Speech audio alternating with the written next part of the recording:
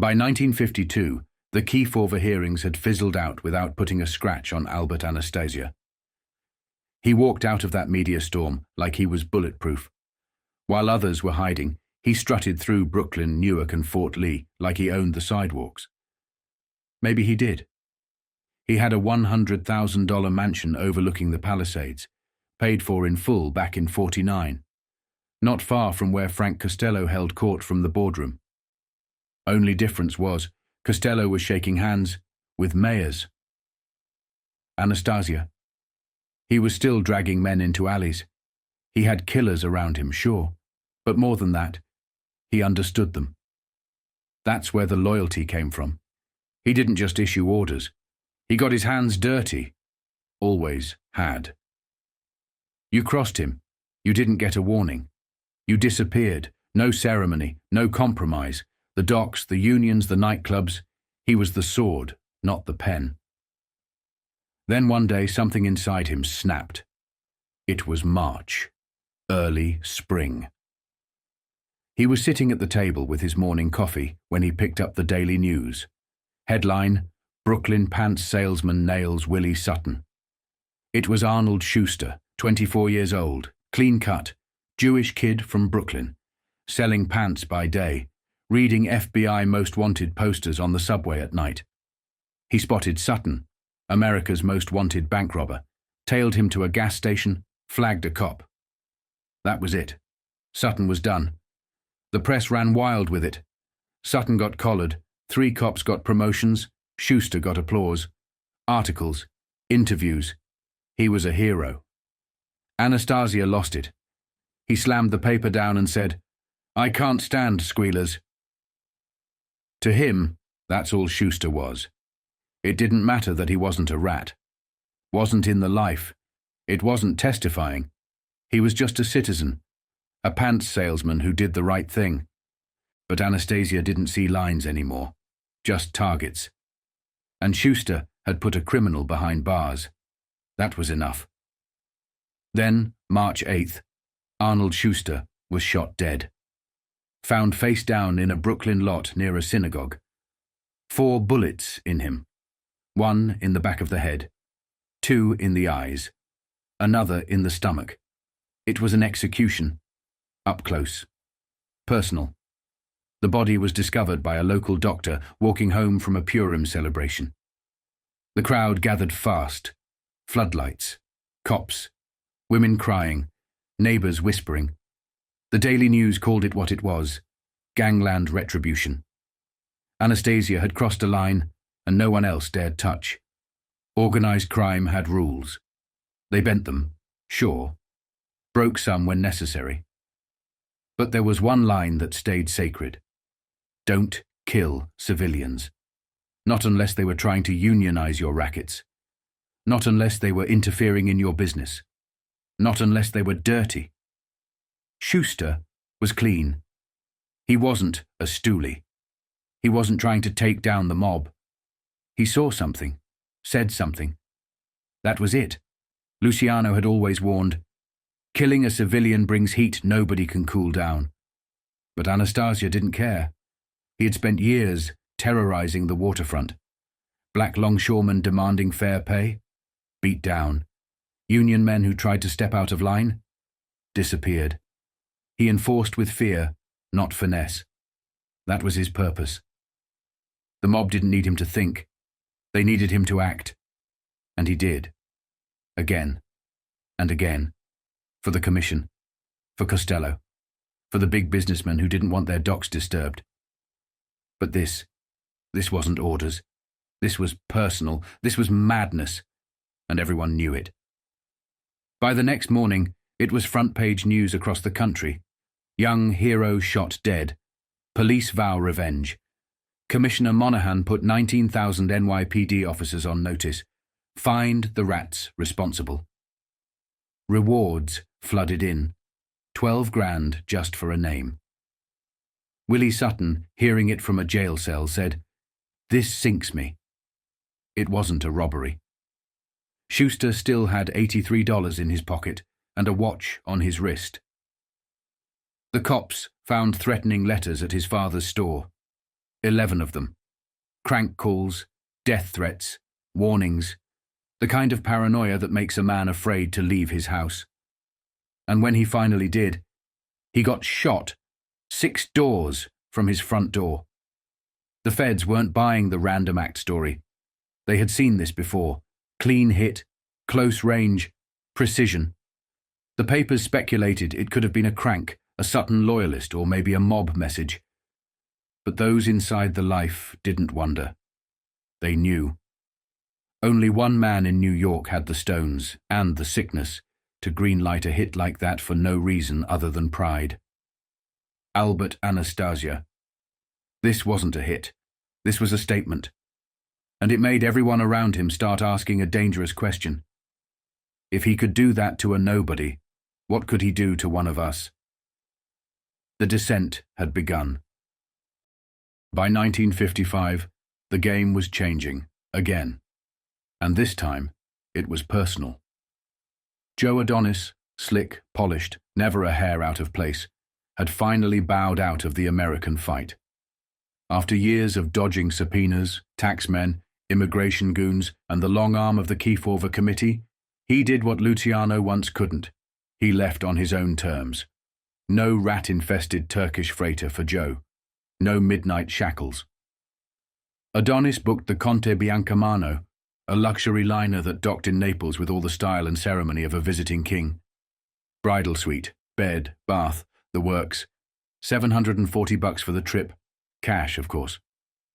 Luciano watched it unfold from the sidelines. For one of the few times in my life I really zippered my mouth. I knew Joe was coming in. Every day that boat got closer, I kept thinking about the Laura Keane and the Bakir, the stink of sweat and piss and vomit. And here comes this son of a bitch crossing the ocean in perfume and private rooms. I couldn't even leave my house for dinner. The press swarmed the dock, waiting for a reunion. Luciano didn't show, didn't wave, didn't even flinch. "We have nothing in common," he said. Not to the press, but to anyone who asked. The rift between them was public by now. And Adonis, he didn't wait around. He was gone by that afternoon, headed for Milan. A week later, they met. Quiet hotel, out of the tourist zones. No cameras, no champagne. Just 2 old kings in exile, pretending the kingdom hadn't crumbled. The respect was there, but the warmth was gone. Jealousy. Bitterness. Resentment that cut like razors under polite words. Business only. No sentiment. America was changing, and they both knew it. The old order, Frank, Maya, Charlie, Joe, was slipping into the history books. Vito Genovese was knocking on the door. Carlo Gambino was already halfway inside. The meeting ended the way it had to. Firm handshakes, no promises, no lies. They wouldn't see each other again until Christmas. That same winter, Charlie got news. The restrictions were lifting. His 2-year sentence from the Naples Commission was over. He could travel again. Nothing major, but a loosening of the leash. He put in his request to return to America. Quietly, like the rest of the deportees, hoping Eisenhower's pen might turn history around. But deep down, he knew the odds. I never expected it. So when it didn't happen, it didn't disappoint me. Igea was happy. She said if I went back, I'd fall right back into trouble. She was probably right. Aslinger made sure Washington had a fat file of lies. Siragusa sent enough paper to sink a ship. The whole thing was theater. Even Charlie knew it. Still, Igea pushed for permanence. She wanted to live in Italy, not just exist. So, Charlie bought the apartment. Top floor. Parco Comola. 25 grand, furnished. A place to finally stop unpacking suitcases. Igea made it beautiful. Embroidered linens, carved cabinets, an L on everything, just in case. She said if we ever split, she'd take the sheets. L for Lissoni or Luciano. Take your pick. Gino, a friend from America, came back to Italy to open a restaurant. Charlie staked him. California opened in 57, right on the Partenope, just down from the Excelsior. It became the place. Soldiers, tourists, gangsters. Everybody came. Luciano and Igea dined there like royalty. The walls were lined with pictures, Sinatra, Costello, the boys. Then, the picture of Sinatra and Luciano disappeared. Some suits came in one day and asked Gino to take it down. Said it might cause problems. Gino didn't argue. The picture vanished, like so many ties to the past. By now, Luciano had his fingers in all kinds of new pies. He helped Father Scarpato with a clinic. Don Cheech talked him into a furniture factory making school desks for churches. Honest work, for a while. Then came the bills. The problem? You can't sue a church in Italy. Charlie tried. He sent Momo Salemi around to collect. Momo would come back and say, "Charlie, what am I going to do? Hit a priest? Steal from the collection plate?" They laughed. But the money bled out. Another legit business gone sideways. Then came the American visitor, a senator. No name, no cameras, just a handshake in the dark and a request. "Can we talk?" He drank more liquor, chased more stewardesses, and spent more counterpart funds than 9 congressmen put together, Charlie said. Then he looked at my pinky ring and said, "That's beautiful. I've always wanted one like that." I should have thrown him off the goddamn balcony. But I said, "Senator, you can have it." The day I stepped foot back in New York. Permanent. He never saw the ring again. Or the senator. But the ring. It resurfaced years later. Auction houses, collectors. Another relic of a life that wouldn't die. You want to see real crooks? Look at the US Congress. They steal with a smile. At least we were honest thieves. By 1956, Luciano had eased into a new routine. Bodyguard, driver, Fernando. They raced Alfa Romeos on the Autostrada, tuned engines, hit 120 miles an hour just for fun. He bought a racehorse, named it himself, took it to the Agnano racetrack. Back in the States, people would think I fixed the race. Here, nobody gave a damn. That horse never finished in the money, not once. I could walk faster than that nag. He read Shakespeare. Julius Caesar liked the betrayal, understood it. He funded priests, paid for schools, sat down with locals in Sicily. To the people, he wasn't a gangster. He was Charlie. Kids shouted his name. Soldiers came for autographs. If I made it out to their captain, it got them a 3-day pass. At night, he and Igea dined at Transatlantico, Giacomino, Zia Teresa. Summers on Capri. Quiet days, careful laughs. He was 56 now. He felt it. And yet, he dreamed. I was only sorry this wasn't all happening in New York. I wanted to come home on the subway with the World Telegram under my arm. I wanted Igea to meet me at the door, kiss me like a regular wife and ask, "What's for dinner?" But New York was gone. That door was locked for good. And in the background, the next act was already taking shape. Gambino, Genovese, Colombo, Bonanno, Buffalino, Trafficante, Giancana. The 60s were coming, and the stage was being rebuilt without him. Frank Costello had survived it all. Wars between families, assassins in back alleys, politicians bought and sold like racehorses. But by 1952, it wasn't bullets chasing him. It was paperwork, legal briefings, congressional subpoenas, contempt charges. The quiet stuff, the kind that sticks. The orders had gone out. Get Frank Costello. His first trial came out of the Kiefover circus, all centered around that now legendary moment when Frank walked out of the hearings without answering a single question about his net worth. On the surface, it looked like defiance. But Dr. Quick, Frank's longtime physician, had an explanation. Years earlier, he'd removed a cancerous growth from Frank's throat.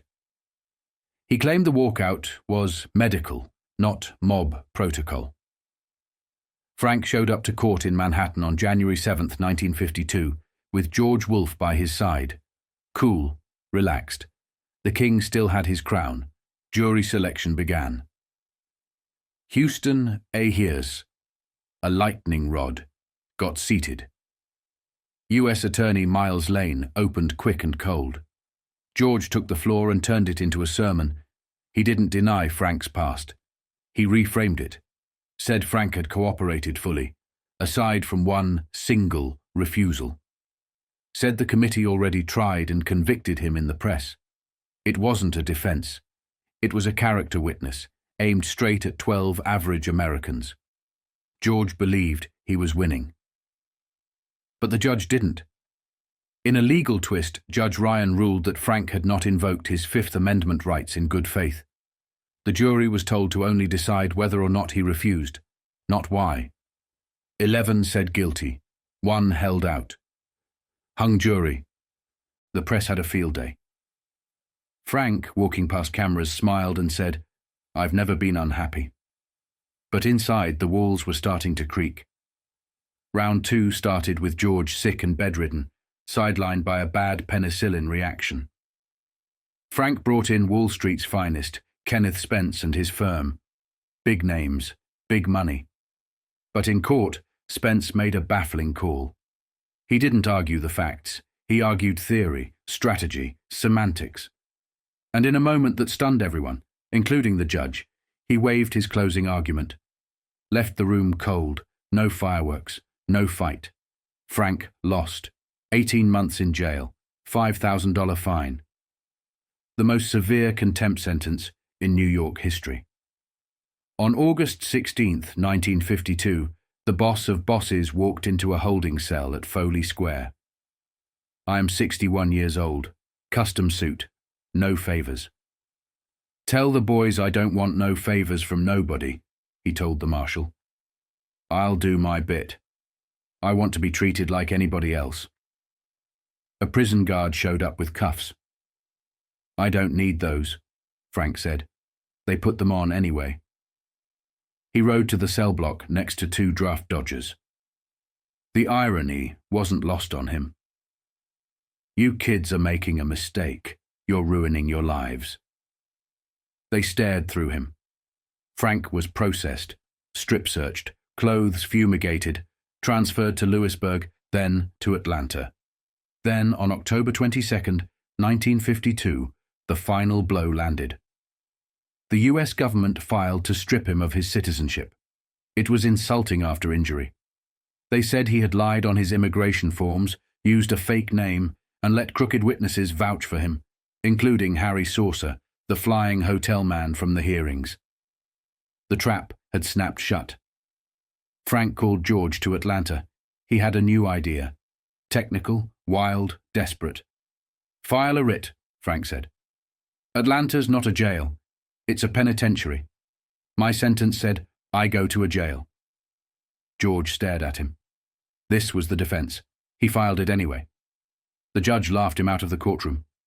Frank got moved again. To Milan, Michigan. Another cold bed. Another locked gate. The only bright spot? Genovese. The feds filed deportation papers against him too.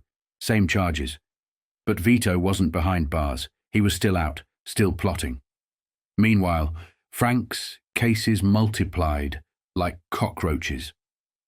There was the tax 5 years of income the IRS said he hadn't paid, totaling $586,000. It started with a $5.10 check written to a plant nursery. The feds tracked it, tied it to a mausoleum. From that, they built a tax evasion case. Grand jury indictments followed, based entirely on hearsay. Bad law, George said. It didn't matter. Frank was out of jail by then, fighting appeals. But the IRS came hard. In the 1954 tax trial, George found himself called a government witness. He'd prepared Frank's taxes, sure, but now he was testifying against him, a legal and ethical nightmare. Frank called in Leo Fennelly to take over, another heavy hitter. George watched from the sidelines as the courtroom turned into theatre again. Tradesmen testified that Frank tipped big. A barber at the Waldorf swore Frank paid in 50s. That was their case. Tips. On May 13th, 1954, the jury came back. Guilty. Frank stood on the courthouse steps, visibly shaken. For the first time in his life, the cameras captured something rare, a mob boss with no answers. It was a night that would send a shiver through every corner table and back room in New York. Frank Costello was having dinner on West 48th. Albert Anastasia walked in with 2 bodyguards. They scanned the place, locked it down. Anastasia approached Frank, smiled like nothing was wrong, and offered his hand. Frank shook it. That handshake hit the city like a gunshot. They took a booth in the back. Scotch came fast. Anastasia lit a cigarette, leaned in close. Vito says I'm stepping on his Cuba operation. Frank exhaled a smoke ring, eyes steady. So? Anastasia held his gaze, stone quiet. I don't think talking to Vito would be wise. That was it. No threats, no deals, just a warning. The temperature in the room dropped 10 degrees. Costello's world was crumbling inside and out. His health was shot. The feds were closing in. The press was spinning stories faster than he could read them. His name was in every headline, none of them good. And now his syndicate, his empire, was drowning in heroin. He didn't want killers running the streets anymore. He didn't want another Albert Anastasia. But Anastasia was loyal. He respected Frank. Maybe Frank loved him like a brother. It didn't matter. Anastasia was unraveling. He was impulsive, paranoid, and violent. The Mangano's hit had been greenlit by Costello. At the time, it felt strategic. Now, it looked insane. Innocent people were dying for no reason. Bodies were turning up in alleys. Some hits couldn't even be traced back to a motive. Frank was aging fast and knew it. This wasn't his world anymore. Then Anastasia came to him again, about Cuba, about Vito's turf. He wasn't bluffing. He needed money. The IRS was breathing down his neck. He was going to pay what he owed, but that left a hole, a big one, and he needed to fill it. So he started looking at territory controlled by Lansky, Genovese, and Trafficante, especially Havana. That was the line. Costello might have been behind the Havana play, just to keep Anastasia distracted, maybe to buy time. But once Anastasia started stepping on Trafficante's operation, it spiraled. Fast. Maybe Gambino was behind the scenes, whispering in his ear. He told me he had political backing, telling him the bosses would bless it. Maybe none of it was true. Gambino could have moved into Havana, no problem. But Anastasia, too volatile, too loud. Costello wasn't paying attention. He wasn't managing the streets. Murders were happening he couldn't control, and it scared him. He reached out to Luciano for guidance. But Lucky was out of touch. Sitting on his hands in Italy. Useless. Lansky was losing control in Havana. He knew it. Adonis was already on his way out. And Vito was the hungriest man in the room. He had the ambition, the soldiers, and now the support. So, Lansky made a move. Quiet, smart, and final. He aligned with Genovese and Gambino. He already had Lucchese and Profaci in his pocket. That was the new block. Costello was boxed in, and he knew it. Retirement started looking better every day. Take what he could, walk away with his name intact. But he wouldn't give the green light to kill Vito. He wouldn't push Anastasia either.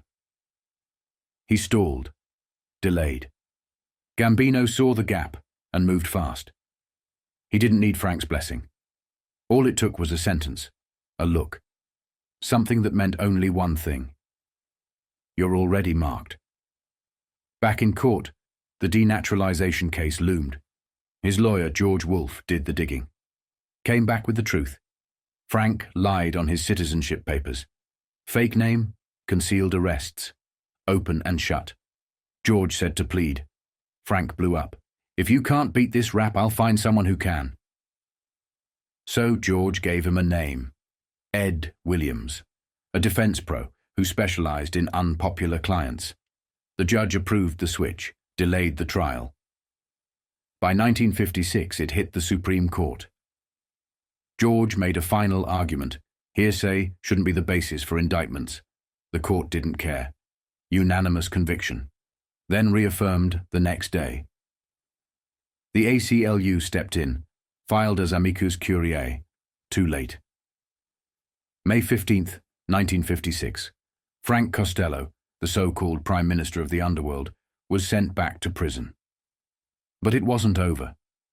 Ed Williams found a crack in the foundation. Illegal wiretaps. The government had mixed them in with clean evidence. That was a violation. Williams pressed hard. And for the first time in a long time, Frank had a shot. A real one. By the spring of 1957, Albert Anastasia wasn't just in trouble. He was hemorrhaging control. The hits were piling up. Not just on the streets, but in the press, in the Senate, in the whispers around town. And in those last months, something else became clear. Anastasia had started to lose his grip on reality. The public heat wasn't like the old days. It wasn't a street cop on the take or a tabloid smear job. This time, the government was setting the stage for something bigger. Legislated extinction. Senators McClellan and Ives were at war over who'd control a $250,000 investigation into labor racketeering. The target, organized crime's infiltration of unions, and the name on top of every page, Albert Anastasia. The Daily News called it Squillante Clams, Faces Charge. It wasn't just another goon taking the fifth. It was the garbage business itself, controlled by Vincent James Squillante, Albert's godson, getting dragged into the daylight. Vincent Squillante was also the man who killed Frank Scalice and his brother Joe. His brother, Nunzio, a Long Island sanitation man, showed up to the closed-door hearing and told the committee nothing except his name and address. Not even a stack of subpoenas would get him to give up his records. But this wasn't omerta. It was panicking. The committee was looking into collusion between carting firms and the Teamsters. And Squillante, Vinny the garbage man, wasn't just a union figure. He was the guy. The gatekeeper of one of New York's filthiest and most lucrative rackets. He had dirt on everyone, including Anastasia. McClellan moved to hold Nunzio in contempt of Congress. But the real story was unfolding off the books. Anyone who touched Anastasia's money, his businesses, or his secrets was suddenly in danger. Not from the law, from him. That mad hat had struck again, one investigator said later. 2 more people dead, innocent. But in Anastasia's mind, everybody was a liability. He was cleaning house, not in strategy, but in fear. That's when Charles and Marie Ferry vanished. April 29, 1955. Miami, Florida. A modest home. A quiet retirement. A bloody nightmare. Charles Ferry was 68, a retired plumber from Fort Lee, New Jersey. His only mistake? He'd done an $8,700 plumbing job for Anastasia at his Jersey mansion and was scheduled to testify in a minor income tax case involving the boss. Just a basic confirmation that Anastasia paid him. Nothing major. But Anastasia didn't care. He saw a witness. And now the Ferris were gone. No bodies, no suspects. Just blood. Torn furniture. A ripped curtain. A vanished couple. One day they're sitting on the porch. The next, they're ghosts, Miami detectives said. Authorities floated theories. Thrill killers. A family dispute. A botched robbery. But locals knew. You don't just disappear like that unless someone powerful makes it happen. There were whispers Ferry had mob ties in Fort Lee, that he knew things he shouldn't. that he was a big better, that there was a younger woman in the house, that his friend, the former Fort Lee police chief, was found shot in the woods soon after. Ruled a suicide. The only thread that made sense? Anastasia. Anyone who ever worked for him started to look like a threat, and in that lunatic's head, a threat meant a target. Meanwhile, Washington was lighting matches near every fuse Anastasia had. The garment district was under siege. Trucking, shipping, waterfronts, everything tied back to him was being picked apart. 6 grand juries, 4 in New York, 2 federal, all staring into the same abyss. The garment industry, once run from dusty midtown lofts, was now America's bloodiest catwalk. A $6 billion machine powered by 5,000 shops, 250,000 workers, and, buried beneath it all, Murder, Inc. legacy contracts and fear-based economics. The industry was 98% unionized. That should have made it safe. But it wasn't. Not when guys like Johnny Dio acid-blinded journalists and Albert Anastasia sent messages in blood. The Senate knew it. Javits knew it. So did U.S. Attorney Paul Williams. They weren't just looking for tax cheats. They were tracing corpses. As the Senate dug deeper, a new wave of old-school corruption emerged. Bookies, bribes, truckers doubling as collectors, small-time manufacturers forced to take loans or face ruin. And yet no one talked. One garment worker told the press, "He's the boss and I'm the horse. Wasn't it ever?" Even inside the ILGWU, the resistance was palpable. Locals stalled on organizing drives. Teamster links started to emerge. David Dubinsky, head of the garment union, testified that yes, racketeering existed, but don't expect anyone to cooperate. "They're scared," Javits later said. "And when decent people are scared, the underworld wins." Anastasia wasn't just dangerous now. He was radioactive. He had no allies left. Gambino was setting the table for a takeover. Genovese wanted him gone. Luciano had warned him to slow down. But Albert never took advice, especially not from ghosts in exile. The hits kept coming. The pressure mounted. And when federal investigators finally traced the missing Ferris back to his name, Anastasia knew what came next. He didn't wait. He started eliminating anyone who might testify, anyone who handled his money, anyone who had ever been near a witness stand. He was killing his past. Coming into 1957, Carlo Gambino saw it for what it was, his moment. The empire he'd built stretched across New York and beyond, tied into unions, real estate, Wall Street, racing wires, racetracks, fraud, transportation, gambling, gas, oil, shipping lanes that linked New Orleans, Galveston, Florida, narcotics, which involved trafficante, Lucchese, Marcello, Genovese, and Corsican traffickers, as well as Sicilian muscle to American ports. He had a hand in the heroin game, quietly moving with the Corsicans in Marseilles and the Palermo crew. And deeper still, he was one of the silent cogs inside what was already called Operation Gladio. He knew who in Italy could be trusted with weapons, who could train, who could fight, and where things could be stashed. He had men in New Orleans, connected to the Marcello outfit, ready to ship arms into Europe, and other men trained in the South, their boots laced by U.S. military and mercenaries alike. Florida? That was handled. Gambino had invested in the Trafficante family, pumping money into hotels, gambling joints, and safe houses. He let them run narcotics up through Havana and Tampa, feeding New York's appetite. As Cuba started to splinter, Trafficante always knew one thing. If it came crashing down, Carlo had the resources to bail him out. But Gambino wasn't chasing glory. He was calculating, quiet, old world. He didn't just want power, he wanted structure. He wanted to reshape what had been the Mangano operation, and what Anastasia had turned into his own personal syndicate. Gambino looked out across the chessboard and saw one man playing the same game, Vito Genovese. Genovese was the last man standing after Adonis's deportation and Costello's slow fall from grace. By 1956, Frank Costello was drowning in legal trouble, tied up in contempt charges, tax cases, and Senate heat.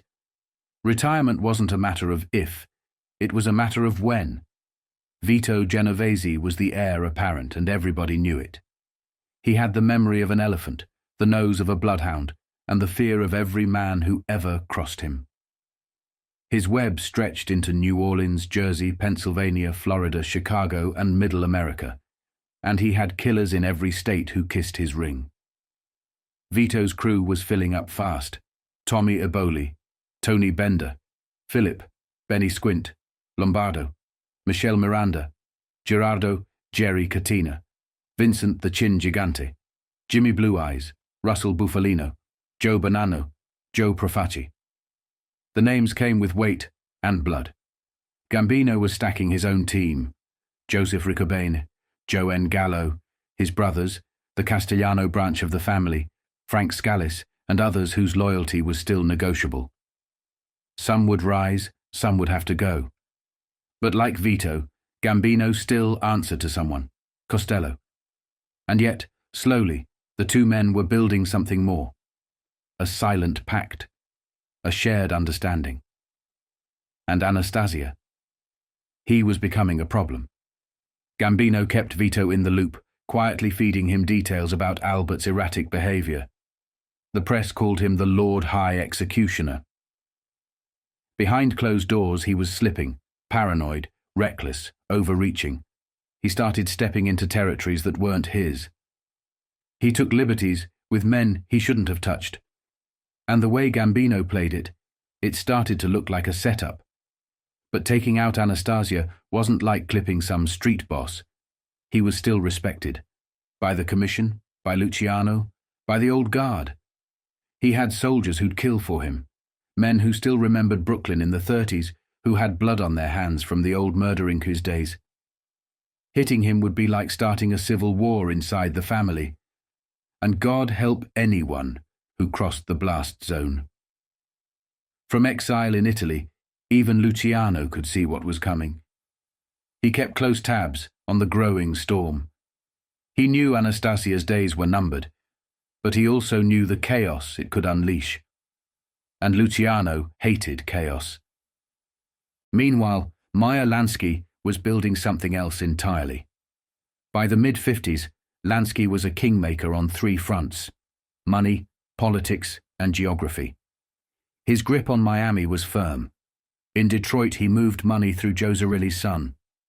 In New Orleans, he operated with Phil Castile, carving up Louisiana's casinos with a soft voice and iron control.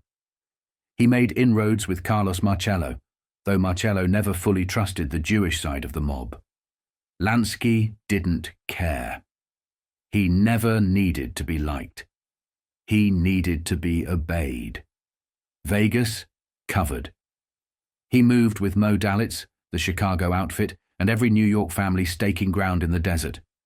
He worked with the Maceos in Texas and Mickey Cohen in LA, extending his pipeline from California back to Havana, with stops in the Bahamas, Brazil, Mississippi, and beyond.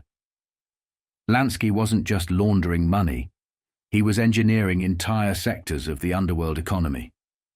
He moved heroin, fixed casino ledgers, greased political campaigns, and built legitimate fronts like lobby firms and civil rights groups to shield his empire from scrutiny. His men handled millions in Havana, alone, feeding money through Russell Bufalino and John Martino straight into Swiss banks. But something in him was changing. Most mornings in Havana, Lansky's driver, Armando Jaime Casieles, would find him staring out at the sea near the main monument. The sun creeping up over the Malecon, the wind cutting through, and Lansky standing there, thinking. He wasn't afraid of Castro's rebels. Not yet. His fear was 5,000 miles away, in New York and Jersey, with men like Genovese and Anastasia circling each other like wolves. Jaime had come up hard, out of Jesus Maria, past trouble, into Vegas, then into Lansky's orbit.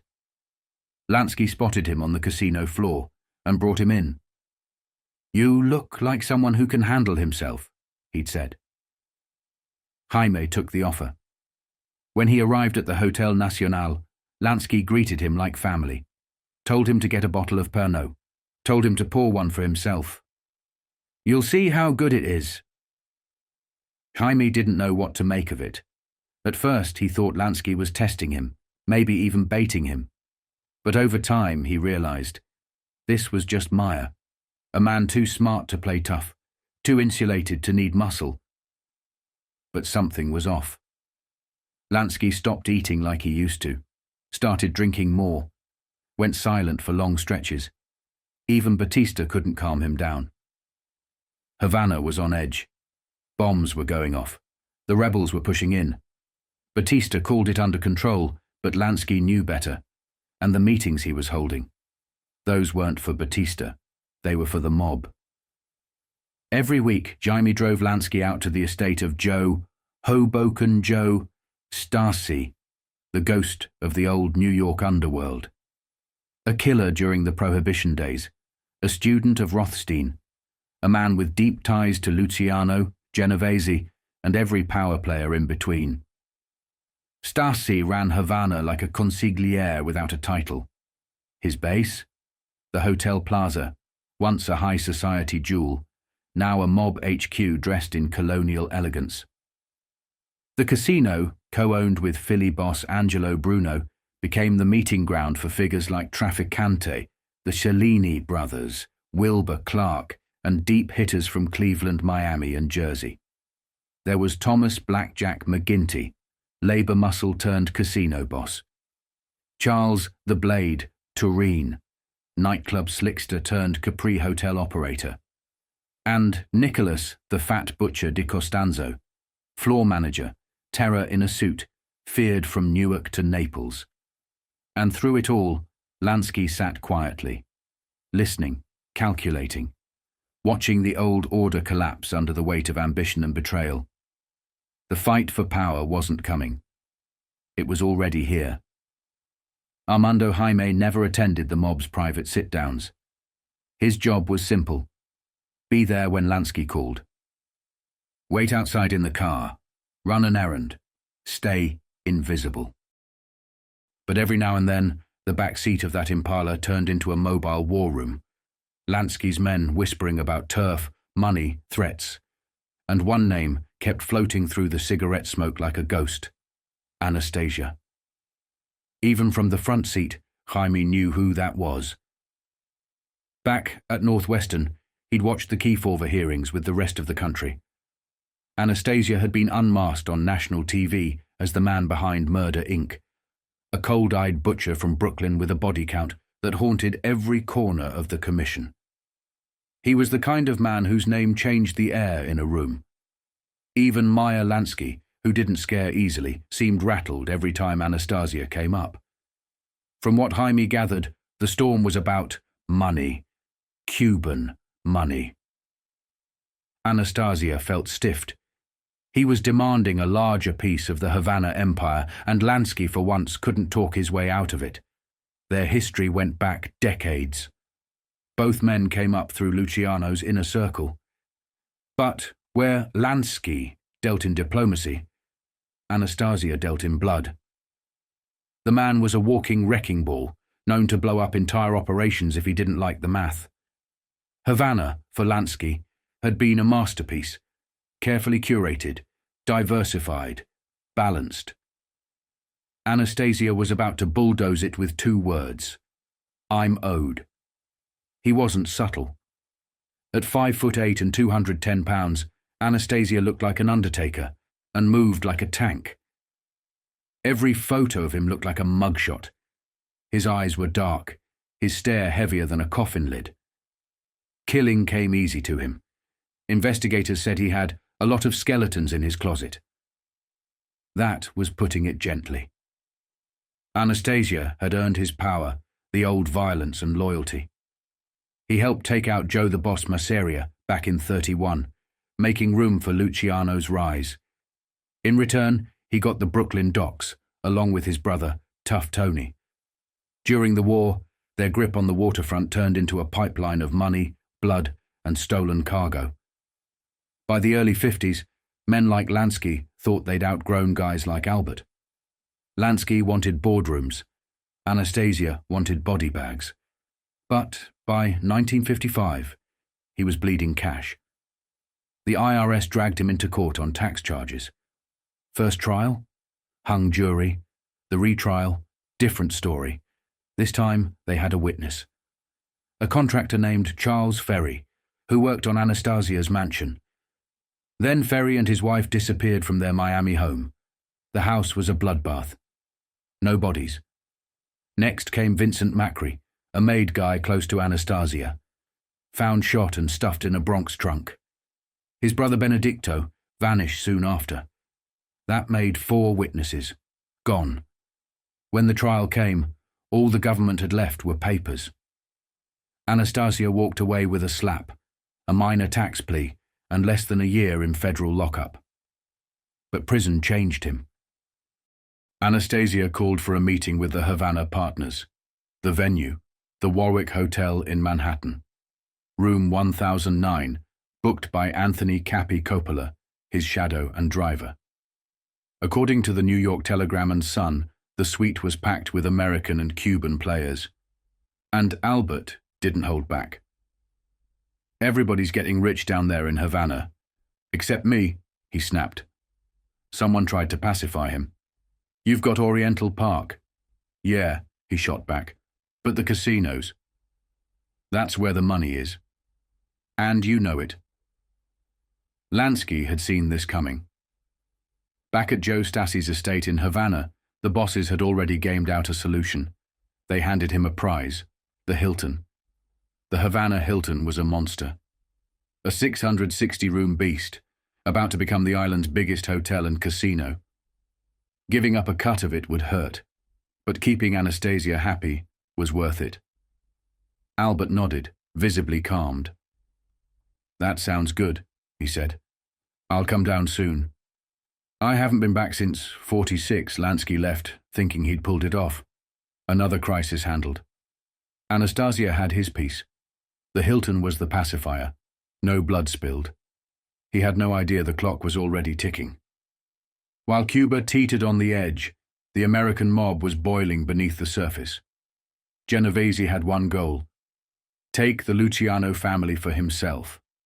And only 2 men stood in his way: Frank Costello and Albert Anastasia. Costello was slipping. The courts were on him. The bullet in his head, meant to kill, had only shaved his scalp but shattered his reign. Genovese was already making his moves. Anastasia, however, was a different animal. He wasn't just a rival. He was a live wire. Worse yet, he was back in Havana's orbit, poking around, throwing elbows. And that was a problem for men like Gambino. Carlo Gambino had built his power in the shadows. A quiet architect of influence, he'd stitched alliances across the country.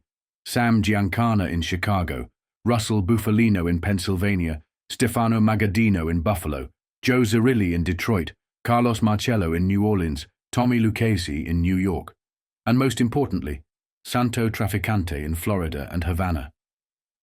Gambino didn't roar. He whispered, and people listened. He knew Anastasia's temper, so he nudged him, subtly, encouraging him to challenge Trafficante's Havana control. Step on the wrong toes. Stir the pot. And it worked. Santo Trafficante wasn't loud, but he wasn't soft either. His secret weapon? Russell Bufalino, a quiet, dangerous strategist with roots deep in the old syndicate alliances. Bufalino and Magaddino had once worked with Anastasia back in the 40s, strong-arming dock workers, and a whole lot more across New York, New Jersey, and in Pennsylvania. Now they were lining up against him. Magaddino's support for Gambino was a signal. The Buffalo mob had chosen a side. Gambino wasn't just gunning for Anastasia, he was erasing a dynasty. But the danger wasn't just killing Albert. It was what came after: his men, his loyalists, his lieutenants. If Gambino weren't careful, the family could splinter into war.